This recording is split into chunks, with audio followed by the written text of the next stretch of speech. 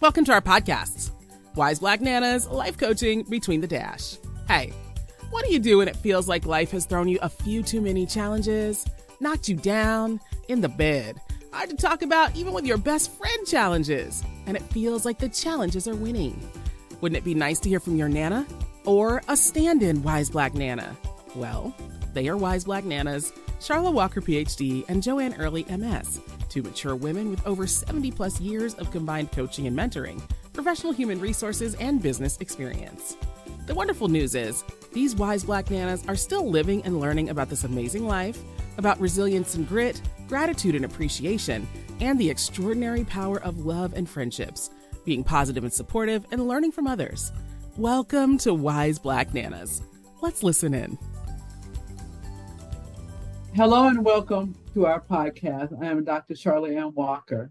On our last podcast, we reflected on forgiveness, acknowledging the difficulty and challenges with forgiveness. Yeah, welcome. I'm Joanne Early, the other half of Wise Black Nanas. And we talk about our views, our experiences of life issues that we have lived and we're presently living. So in this episode, we're going to talk about one of those presently living experiences. So we're going to be talking about coaching. Well, in prior episodes, we have talked and told stories about topics that affect all of us. And we'll continue to talk about topics that affect all of us. We talk about we talk about the importance of getting outside help. And we talk about that a lot. We acknowledge that sometimes, and many times, the outside help is better than talking with a close friend or a family member or a close work buddy, because with someone that don't know you as closely, there's more objectivity, confidentiality, and someone who is solely focused on your achieving your goal. So yeah, we're referring to getting professional help. We talk about that a lot. And in this case, we're talking about getting the professional help from a coach. Now, maybe you've heard some things about coaching, maybe not. But we thought we'd share with you what we do in addition to putting on a podcast. Sharla? Yeah, from a coaching aspect, we will be, looking at a few different angles. I think that most of the time when people say coaches, they may think about, athletics or something like that. But there are all different type of professional coaches, and we're going to explore our role as professional personal coaches. So we want to provide some context and a little insight into our world that we explore and take care of besides doing a podcast. Right. Yeah, because we've got some things in common. Both of us are certified professional coaches. We've been working with clients for a few years, and both of us have that human resources background, and we kind of think it's a good fit, a good jumping off point for coaching. We've mentored so many people informally and formally over our work careers. So we just think we come with a good and a similar background for doing this work. One of the things that's been so satisfying since we started the podcast, and it has to do with mentoring and coaching. We have heard from so many people from our backgrounds that we helped, up in their careers. We might have taken a chance on them and gave them a promotion, work with them through tough first supervisory challenges, how to have difficult conversations, how to make decisions, how to work with people, how to have effective meetings, all of those things. We've been reminded of that we have helped a lot of people along the way in their careers. So this was really early coaching work. We didn't know it then. It's more mentoring. But it really has been gratifying to hear, to hear from a lot of those people and those individuals from our past. So please keep those comments and those notes coming into us. So just let's see here. So just what's coaching? We think of coaching as helping someone be the very best that they can be, as inspiring them to maximize their personal and professional potential, and encouraging them to come up with their own answers and solutions to problems and issues. So, coaching is not therapy, it's not a treatment regimen. We don't even use those words. And it certainly isn't using a big medical diagnostic book. There's no set plan to coaching. You, as the client, determine how you want to proceed. So it's not structured at all, because coaching is really for the client. It is not for the coach. So that's some of what coaching is not. What is coaching? You, as the client, determine what you want to achieve. Like I said earlier, it's much more client-centered. We, as coaches, recognize and work under the guise of you, the client, are the expert of you. We just help reinforce that mindset. Coaches create an awareness environment. Because we believe if you're not aware of what is going on or the root cause of what is going on, then you're not likely to be able to talk about improvement or talk about things that you want to work on to be a better person, reach an accomplishment or achievement. Coaching is all about actions. It's all about setting goals, and we can work with you on how to set those goals and how to keep those goals. I already said, no set agenda. It's very fluid, it's very flexible. Coaches can help you locate resources. A lot of times we need help and we may not know where to go to find that help. We need other kinds of help. Coaches can help you do that. We also help you understand triggers of certain behaviors, and we help you develop alternatives to those behaviors. Coaches draw on your strengths, not necessarily on what you can't do and what you haven't done and why you're not doing what you should be doing, but we draw on your strengths and we help you build on those strengths. So we also guide you. I think I mentioned this earlier. We guide you to setting and reaching goals, but we use accountability, and you're taking responsibility for reaching those goals. We help you achieve those goals faster because we help you practice resilience until it just becomes automatic with you to get ready, I'm ready now to move on to the next phase, the next step.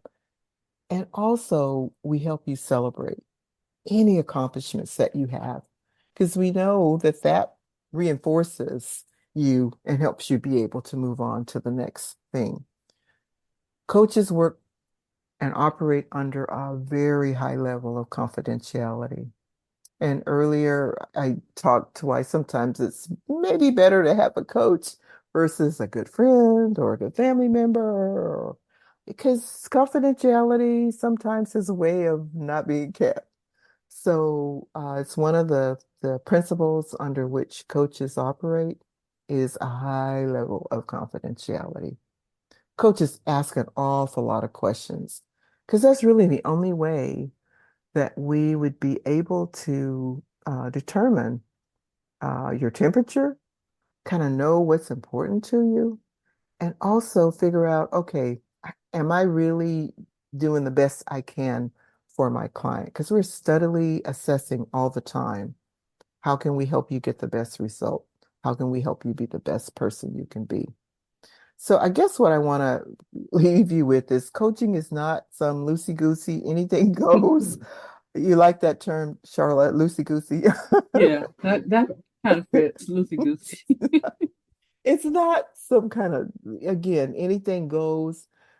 we as coaches follow, especially certified coaches, we follow established practices and processes. Many of us belong to professional organizations or associations who enforce certain training and certification requirements. We have to test out before you ever can say that I'm a certified coach. It's like, what'd you certify on? Believe me, it is a lot. And we as coaches also follow a certain codes of conduct, ethics, and we even have the responsibility of mandatory reporting. So it's a large responsibility. It's a really large responsibility. And, I guess you might be thinking, well, heck, does everybody have that same level of training, that same study requirements? It's a good question. And my answer is, I don't know. Probably not. There are different levels, and people pursue different avenues of accomplishment. I can only speak to what Charlotte and I have been through because one, we've been through it. And so it also helps us have the knowledge and the skill and the ability level that we need to have in order to be able to help you and feel good about that help that we're providing. So probably not. Probably everyone doesn't have that same level of skill, but that's where you do your research, you do your due diligence, because coaching is a profession. And it's definitely a lot of individuals out there that have done just as much study, just as much work as we have done. And they're just ready to, be able to help you. So, Charlotte, how about you? What made coaching an interesting profession for you to do, especially at this point in our lives? Well, I think that one of the great influence, two women in my life, my nanas, is Big Mama and Granny, the longest. I often talk about in my stories. They were very Hmm. strong women who really encouraged me to, um, just move on and be strong and not be afraid to take the next step or anything like Hmm. that. Right. And I think that their style of coaching, I guess you could say, was old school because great grandmother was born in the 1800s, and grandmother, Big Mom, was born in the early 1900s. So there Hmm. was just a lot of um, good stuff that came from these two women, um, and it was really all about giving knowledge. In our Hmm. last website, we talked about well-being and giving and being a part of that, and they gave without ex- any expectation of receiving anything back. And I think that Right. is the part that came to real quickly for me as far as coaching or leading or mentoring anyone personally are in the workplace. So my real life nanas are the ones that inspired me and looking for different opportunities. And I think that two women in my early professional life were very instrumental, whether they know it or not. I won't use their names, but I'll use their initials, LA and LC, took a very strong interest in me being successful in an environment that was not necessarily kind and gentle to black women, young black women. So with their guidance, with their takedowns, which they could take me down and I wouldn't get an attitude. And there's still probably the only two people who can do that, and I won't get an attitude, even today at my mature age. And I love them for that because they didn't have to take an interest in me, Hmm. but they did. They saw something in me that I didn't see in myself. Right. My grandparents, my grandmother, great grandmother had already passed, so I was kind of like wilding out and resenting the fact that of a lot of things, podcasts to come. But anyway, so I think that their ability in all that was going on, the domestic work and the hard work, to take the time to sit with me and talk to me and just guide me, give me leverage, and always telling me you can do whatever you want to do. Don't let anybody um, tell you that you can't. And that might have been a little bit of danger. um, in a way, but I've never shied away. One of the key things is that, as I said, they always encourage me to help others, um, Hmm. and just, share, um, and just be thankful uh, Hmm. all the time. So, when you're young, you don't think about that all the time. But as when you get settled and things like that, you do remember those golden moments, and those are the kind of things that I really like to use when I'm coaching. It's nothing like seeing someone grow and blossom in front of you. Just, Yes. just, I don't know, it's just a wonderful feeling. And it takes the effort of both the coach and the client.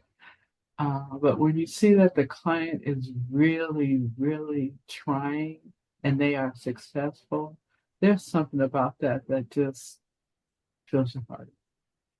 So, and even today as a coach, or even when we're doing these podcasts, um, I feel like we finish the podcast and we're giving and people are listening. Not everybody gets it, but if one person gets it, that's good enough. So that's one of my reasons for coaching.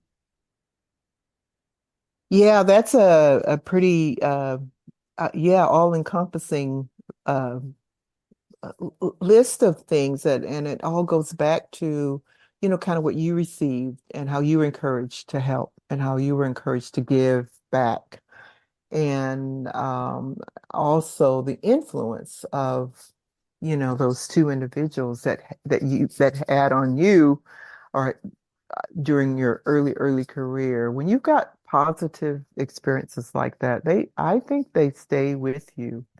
And I think they just go into, again, making you who you are, and you're storing it away for somewhere down the road in the future that you don't always know about, Yeah, at that time.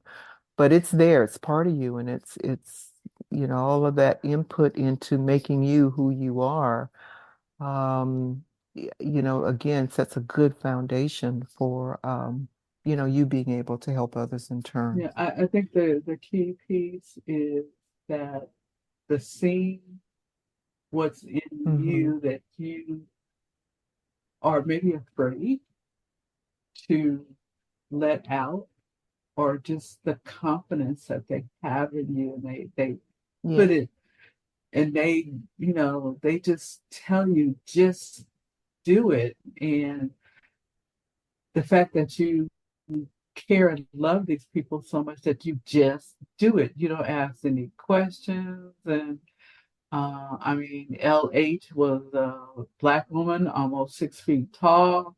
I was in operating services, and she came up behind me and said, "You need to get." She was just raw, and she took me a little corner. She said, "You need to get your shit together. These white people gonna fire you." And she said, from now on, from now on, I'm your boss. I'm your, they had assistant traffic office managers. They call them Adams, I guess. I don't know if they still do all of that, but uh, and I looked at her and go like, where did she come from? But she is such, she is such a presence in my life, even today. And I love her for that. And Elsie, pretty much the same thing, not quite as tall, but we would say, I don't know how to do this. I don't know how to do that. She would say, the white boys know how to do it, so you need to learn how to do it so that you can move up. And we would not, it was two of us that she was really took in her arms. We would not say a word. We would just get to figure it out how we could learn how to do it. And Right, that and right. that's not usual, No. so Well, it takes all kind. It really does take all kinds. And again, I think I said earlier, you get, a little bit of input from this one, a little bit of input from that one, a little bit of input from this one, and it helps us all become the people that we've become. And now we're, unselfishly giving back and trying to help others. Maybe not using those same words, but um, and sometimes we need those words. Sometimes we need that kind of raw in your face, hey, get it together or else, that kind of thing. Sometimes we need that. So, yeah, yeah, thank you for sharing that. For me, my whole introduction to coaching, and I know some of you know this story. My whole introduction to coaching came as a result of, family member with an addiction to alcohol, and it just created a desire for me to try to help others and help other families not, deal with or have to go through the same set of circumstances. But I also think a lot of my gravitation toward coaching was, again, our HR background and our HR field, and just always being a helper and mentor to a lot of people. I think I probably started on this coach journey a long time ago without even realizing it. So a lot of times you just don't know where something comes from or where you're going to end up. But I think it's probably my passion to help others and to work with others. And I, certainly at this point in my life, kind of look at it as my life's work. So like you, a lot of background, a lot of help from others, and just a desire to give back and to want to continue, probably as long as I'm able to be doing something, that's helping other people. And then the professional coaching was just a good way to do that, and also a good way to have a business and, gain some insight and some experience, in that area, some additional experience in that area. So it's a lot of things. It's a lot of things. thank you, Joanne, for that insight. I think it gives us um, cause and pause to think about why we pick the areas of our profession, with you know, just because, not just because Right. there's some meaning behind the career decisions that we make. So, I think that one of the things is that, coaching might seem like a word that's just tossed out there, but it's not. There are different types of coaching. There are different needs of coaching. We always encourage our clients to, spend some time, some research, and really make an assessment of what they want to accomplish and what type of coach they need. Or if they don't need a coach, do they need an advocate? Do I need a supporter? Do they need someone to hold them accountable as Mm-hmm. they go down their list of action items? Do Mm-hmm. need a check-in partner, maybe a weekly Mm-hmm. call or every other week just to see where you're doing, um, Mm-hmm. or to keep you, on that off that slippery slope of procrastination. I was like, Oh, I didn't yes. do it today, but I'll do it tomorrow. I'm going to meet on Wednesday. And then it's Wednesday morning and you're running around, you're trying to finish your activities. So Right. um, if you do that, make sure that you are accountable for the feedback that you're going to get, and also be prepared to acknowledge, accept, and share how you won't have that situation again. So you might want to get some help from someone who is solely focused on your improvement, and that takes research to find that out. Mm-hmm. Um, you know, coaches, there's many resources that you can go and um, find help. You can be helped by coaching, and every coach, it's like a pair of shoes. And Joe and I were kind of talking about this the other day, and it's like a pair of shoes. A coach is like, if the shoes hurt, then it's not a good fit, and it's okay to return them and just say it's not working out. You don't want to be in a coaching relationship that's not a fit, because no one is getting benefit or value from that. So I think, that is part of coaches, you know, assessment, our agreement, when we first our discussion about, what are you looking for, what do you need, et cetera, et cetera. So, that assessment is done. Right. And anybody can be helped by coaching. And in today's world, you can get coaching. Gosh, there's online coaching, there's Zoom coaching. If you just wanted to be on the phone coaching, there's all kind of ways to get coaching. You don't usually have to go anywhere. I had a client that was in Australia once. And while we had a fun time trying to figure out the time zones and the right time to call, but the point is that you can be anywhere and select a coach from anywhere. You just want to make sure it's a good compatible match for you. Because as Charlotte said in her shoe analogy, you want to make sure it's a good fit for you. And there's no one size shoe that fits everybody. So that's a real good, I think, analogy to keep in mind when when you're looking for a coach. Let's see. Oh, cost.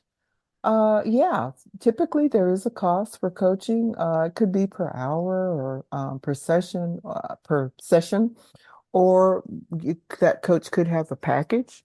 Usually coaches will let you know that is there you're talking about agreements and contracts and that kind of thing, usually right up front.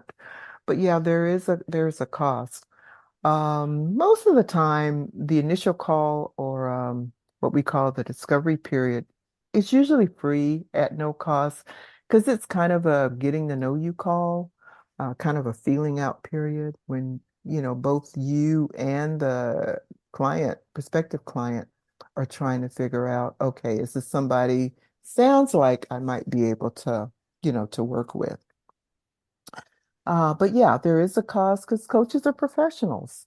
And we've prepared ourselves with training, certifications, practice, and many, many hours of study. And so usually there is some type of fee structure. I know Charlotte and I have, for our particular certifications, we have studied over 100 hours and taken many tests, to move from this section to that section. We belong to a professional coaching association that hold us accountable for our development, continuous learning, and also provides us with an outlet where we can network, with other coaches. There's a referral process, and also, we can keep up with trends, latest trends in coaching, because just like everything else, coaching, has changed and grown tremendously over the last few years, and it's great to be able to keep up with what's going on in the field. So one of the first things that I would suggest to you if you're thinking about getting a coach is to really know why you want a coach.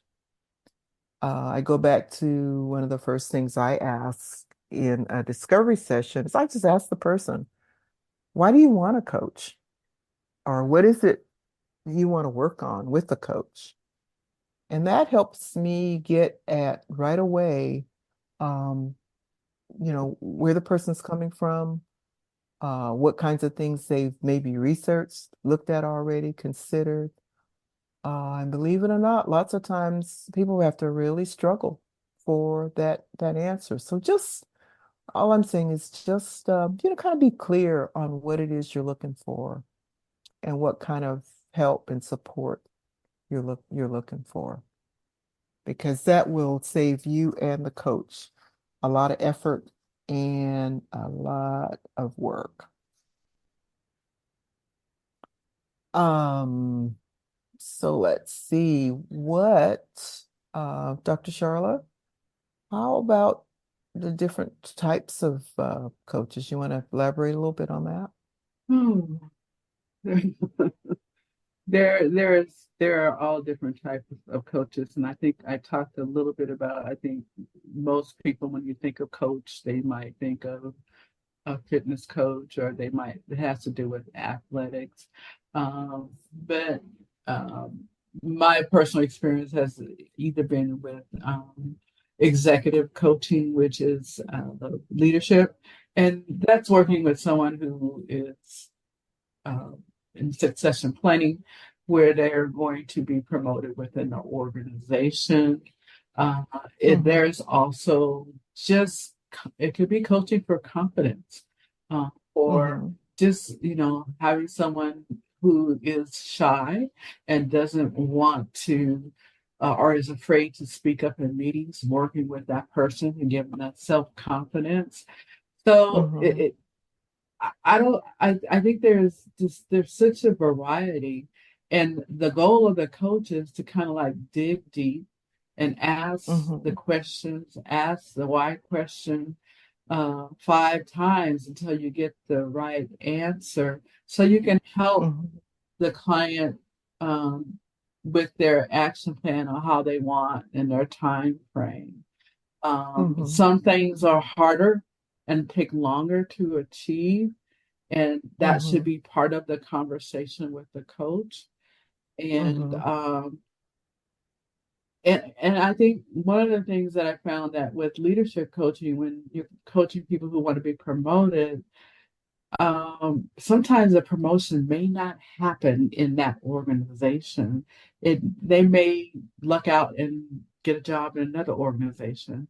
And just kind of Mm-hmm. talking through that, and realizing that, that may be a possibility, and it's okay. It's okay.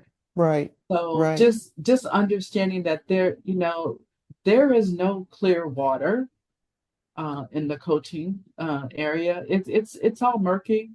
It's only made clear by the path that's made by the client and their commitment to Mm-hmm. their action plan. Yep. And the Yes. coaching is for the client, not Right. for the coach. So, and I think Right. that the coach has to be upfront with that, and just there's a lot of different ways to say that. So, Yeah. um, Yeah. And coaches live by that. and they know that. But we're all human. And sometimes we encounter stories or situations that are so compelling, so heartbreaking. It's kind of hard for you, you can see the path, and it's kind of hard for you to not to tell the client what to do. However, what we do as coaches, we let them find their own way. We kind of gently guide them and sometimes firmly guide them to discovering that they have it within themselves to do, whatever is, they have it within themselves to do. So we guide them with lots of questions, and sometimes we use a lot of silence, during our meetings. But sometimes some of the situations are pretty compelling. Sometimes it's difficult for the coach to stay focused. And I think that's when we have to call upon, our own emotional intelligence to manage our own awareness and our own takes on the situation. We have to constantly self-regulate so that, we are always centered on what the client's needs are and not so much either how we're feeling or what we think about a particular set of circumstances that we're listening to. Mhm. I am real upfront, Dr. Charlotte, you know this about me. I've often said, I know that within myself that there are certain clients that I just am not able to work with. And if it's anything to do with molesting a child or trying to, get some help with that, or any type of abuse situation, I'm probably not the one that would be the best coach, in that area. However, I certainly would help that person. I do everything I can to hook them up with, an appropriate resource or open them up to some resources that I think would be able to help them. It just might not be me, as the coach. So we're just always um, kind of doing a check on ourselves, self-regulating, asking ourselves through those sessions, am I doing everything I can? Is this my best that I'm putting forward to help, to help this client? So while it's a tough responsibility, it's also tremendously satisfying. Like you said earlier, just to see somebody bloom, just to see someone set their goals and actually keep their goals. That's a wonderful experience. And, It really and is. I would add that it's also about a way of giving service too. Yes. Yeah. There's nothing wrong with that. And sometimes we forget that, but the roles that we play, um, they serve other purposes that may not be real clear. So, Yeah, absolutely. Or clear at that time. yeah. Or clear at that time. So if you're interested in becoming a coach, that's a wonderful thing. Um, Please, if Dr. Charla and I can do anything to help you on that journey, don't hesitate to drop us a note on our email at our email address. It's web on our website for our podcast.